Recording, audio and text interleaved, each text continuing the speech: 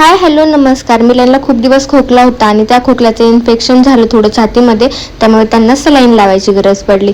मग आज शेवटचा डोस होता सलाईनचा, त्यामुळे मग सलाईन वगैरे संपवला आणि कारेगावला आलो घरी.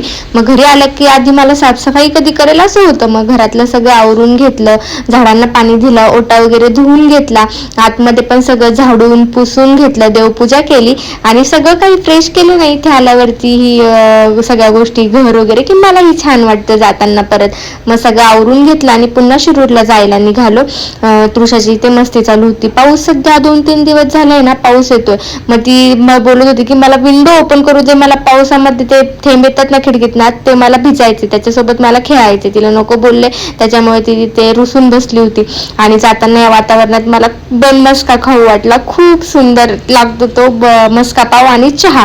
तर मग होडमिलला थांबलो. रोडच्या कडेलाच मिलनला नाही खायचंय कारण त्यांच्या उष्णतेने पूर्ण जिभेला तोंड आलेले, त्याच्यामुळे त्यांनी नाही खाल्लं, मीच खाल्लं. तृषालाही या गोष्टींमध्ये इंटरेस्ट नाहीये कारण चहा वगैरे या गोष्टी तिला आपण देतच नाही.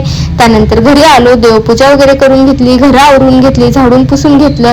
मिलनला थोडेसे फ्रुट्स कट करून दिले आणि ते आराम करत होते. आणि रात्री मग गोळ्यांचा टाइम झाला आणि तृषाला मी आजारी असू दे, मिलन आजारी असू दे, तिला आम्हाला गोळ्या द्यायला फार आवडतं.